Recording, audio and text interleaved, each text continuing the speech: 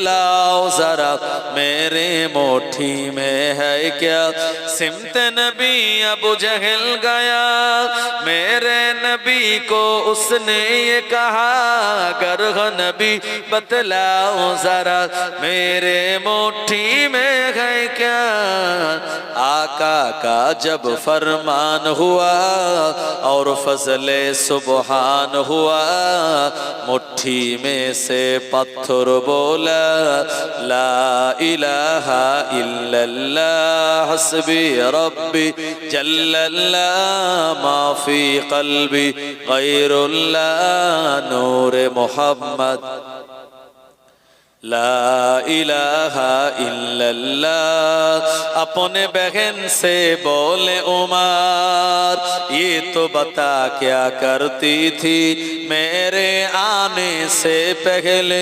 चुपके क्या पढ़ती थी अपने बहन से बोले उमर ये तो बता क्या करती थी मेरे आने से पहले चुपके क्या पढ़ती थी बहनों ने जब कुरान पढ़ा सुन के कलाम पाक खुदा दिल ये उमर का बोल उठा ला इलाहा इल्लल्लाह हस्बी रब्बी जल्लल्लाह माफी कल्बी गैरुल्लाह नूर मोहम्मद सल्लल्लाह ला इलाहा इल्लल्लाह ओ जो बिलाले हबशी है सरवर जी का प्यारा है दुनिया के हर आशिक की आंखों का ओ तारा है ओ जो बिलाले हबशी है सरवर जी का प्यारा है दुनिया के हर आशिक की आंखों का ओ तारा है जुल्म हुए कितने उन पर सीने पर रखा पत्थर फिर भी लब पर जारी था ला इलाहा इल्लल्लाह हस्बी रब्बी जल्लल्लाह माफी कल्बी गैरुल्लाह नूर मोहम्मद सल्लल्लाह ला इलाहा इल्लल्लाह ला इलाहा इल्लल्लाह मुहम्मदुर रसूलुल्लाह शाफायात या नबी मोहम्मद या रसूल मोहम्मद तुमी मोर शाफायात तुमी मोर शाफायात पेले दीदार একটি বার তোমাকে খোদার কসম কলিজার মায়া দিয়ে তখন ধোয়াবো তোমার কদম ওয়াইস করুনি দেখেনি ভাঙে ইশকে সকল দাঁত তুমি মোর শাফায়াত তুমি মোর শাফায়াত কোরআন দেখ 101 আল কোরআনে নবীর নাম দুটি কম আল্লাহর নাম 99 গিয়ে থাম কুসুমবিহীন দেখো ডিম এর পাবে না কোনো স্বাদ তুমি মোর শাফায়াত তুমি মোর শাফায়াত ইয়া নবী মুহাম্মদ ইয়া রাসূল মুহাম্মদ তুমি মোর শাফায়াত তুমি মোর শাফায়াত আল্লাহুম্মা সাল্লি আলা মুহাম্মদ ওয়া আলা আলি सैयदीना ओ शहरे मोहब्बत जहाँ मुस्तफा है वही घर बनाने को दिल चाहता है ओ शहरे मोहब्बत जहाँ मुस्तफा है वही घर बनाने को दिल चाहता है ओ सोने से कंकार ओ चांदी से माटी नजर में बसाने को दिल चाहता है जो पूछा नबी ने कि कुछ घर पे छोड़ा तो सिद्दीक़ अकबर के होठों पे आया। जुड़े बोलুন সুবহানাল্লাহ। তাবুকের যুদ্ধ হবে, নবীজি বলেন এ আমার সাহাবীরা তোমরা যত সম্ভব দান করো আল্লাহর জন্য। তো উমারে ফারুক রাদিয়াল্লাহু আনহু তিনি বাড়ির থেকে অনেক কিছু এনেছেন, এনে মনে মনে চিন্তা করছেন যে সববারে দানে আবু বকর সিদ্দিক আগিয়ে যায়, এবারে আমি ওমর এত বেশি দান করব সবার থেকে আমার দান যেন বেশি এবং নবীজি এবং আল্লাহর কাছে গ্রহণযোগ্য হয়ে যায়।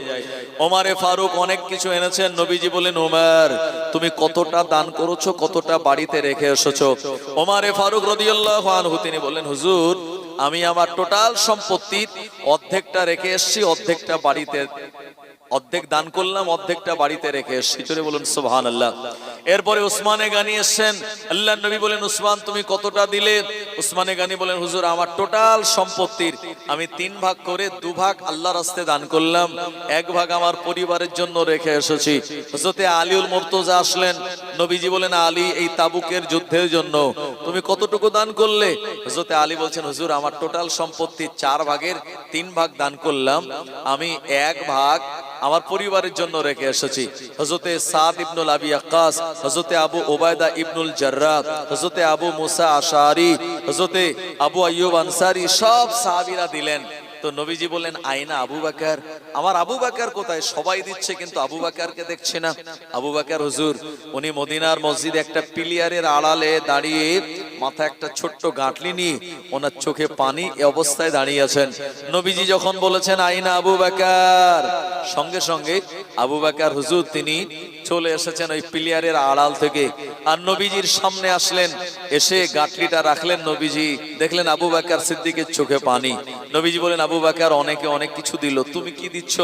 আবু বকর হুজুর গাঁটলিটা নামিয়ে বলেন হুজুর আমার এই যা কিছু ছিল পরিবারে আমি সব এনেছি। নবীজি খুলে দেখলেন তাতে লবণ তোলা চামচ, মাথা আঁচড়ানো চিরুনি, কিছু জামা কাপড়, এমনকি চুলার যে ছাই হয় ও জামানায় যুদ্ধে কেউ যখন আঘাতপ্রাপ্ত হতো কেটে যেত ভাই তখন মলমের ব্যবস্থা ছিল না, বরঞ্চ তখন ওই ছাই দিয়ে রক্ত বন্ধ করা হতো, সেটাও এনেছেন। তো নবীজি বলেন আবু বকর তুমি তো সব এনেছো, তো বাড়িতে কি রেখে এসছো? আবু বকর হুজুর বললেন চোখ ভরা পানি নিয়ে হুজুর আমি আপনার কদমে আমার বাড়ি ছিল যা সব দিয়ে দিয়েছি, বাড়িতে আছে আল্লাহ আর আল্লাহ রসুল। জোরে বলেন ভাই। নবীজি তিনি বলেন এ আমার সাহাবীরা শোনো, আমার আবু বকরের দান পরিমাণে ছোট হতে পারে কিন্তু এই দান আল্লাহর কাছে অনেক বেশি প্রিয় হয়ে গেছে। জোরে বলুন সুবহানাল্লাহ। এই জন্য আবু বকর সিদ্দিক হলেন তামাম উম্মতে মুহাম্মাদের ভিতরে সবথেকে শ্রেষ্ঠ ব্যক্তি। আবু বকর হুজুর বয়স্কদের ভিতরে যিনি প্রথম ঈমানের কালমা পড়ে মুসলমান হয়েছিলেন, যে আবু বকর সিদ্দিক নবীজির থেকে 2 বছরের ছোট ছিলেন, যে আবু বকর সিদ্দিক গারে সুরে সাপের কামড় খেয়েছেন তবু নবীজিকে ঘুম ভাঙাননি। পরিশেষে তানার কান্নার চোখের পানি নবীজির সিনা মোবারকে পড়লো, নবীজির ঘুমখানা ভেঙে গেল। নবীজি দেখলেন আবু বকর সিদ্দিকের গোটা বডিটা নীল। আবু বকর তোমার কি হয়েছে? হুজুর পাহাড়ি কোন জাহালিলা সাপ আমায় কামড়ে দিয়েছে, আগে কেন ডাকুনি? হুজুর আপনার সঙ্গে বেয়াদবি হবে, কাঁচা ঘুম ভেঙে যাবে। নবীজি তানার লুয়াব লালা মোবারক লাগিয়ে দিলেন, লাগিয়ে দেওয়ার সঙ্গে সঙ্গে আবু বকর সিদ্দিকের সাপের বিষটা আল্লাহ পানি করে দিয়েছিলেন। জোরে বলুন সুবহানাল্লাহ। কোন আবু বকর? যে আবু বকর সিদ্দিক নবীজির জীবন দশায় মদিনার মসজিদে 17 ওয়াক্তের নামাজের ইমামতি করেছিলেন। কোন আবু বকর? কিয়ামতের মহাময়দানে যিনি আল্লাহ তাআলার কাছে সর্বাগ্রে সর্বপ্রথম যাবেন। সুবহানাল্লাহ বলুন। কিয়ামতের দিন যেদিন বিচার করবেন আমার আল্লাহ, এই আল্লাহর কাছে যিনি সর্বপ্রথম যাবেন তিনি আবু বকর সিদ্দিক। আর নবীজি তানাকে পাঠাবেন প্রথম, কারণ স্কুলের যখন ভিজিট হয় বোর্ড থেকে তখন হেডমাস্টার চায় ভালো ছাত্রটাকে আগিয়ে দিতে, আর তাকে যা প্রশ্ন করা হবে যেন ঠিকঠাক জবাব দিতে পারে, তাহলে আমাদের মাইনে ঠিকঠাক চলবে আর কোনো অসুবিধা হবে না। তো আবু বকর সিদ্দিক এরকম নবীজির উম্মতের ভিতরে তিনি হলেন একজন ভালো সাহাবী এবং আল্লাহর কাছে প্রিয়। আল্লাহ পাকের কাছে সেদিন যাবেন, তো আমার আল্লাহ বিচারের আসনে বলবেন আবু বকর তুমি আমার বান্দা, আমার নবীর উম্মত, কতটুকু আমাল করেছো? আবু বকর হুজুর বলবেন আল্লাহ যে আমাল করা দরকার ছিল আমি তা করতে পারিনি, তবে আমি আমার জানের থেকে প্রাণের থেকে আপনার নবীকে বেশি ভালোবেসেছি। আমার আল্লাহ এই কথাটায় খুশি হয়ে তাকে জান্নাতে যাওয়ার পারমিশনটা দিয়ে দেবেন। সুবহানাল্লাহ। সেই আবু বকর সিদ্দিক রাদিয়াল্লাহু আনহু, যিনি এত বড় মর্যাদা, নবীজি বললেন তোমাদের সবার দানের থেকে আমার আবু বকরের দানটা আল্লাহর কাছে প্রিয় হয়ে গেছে।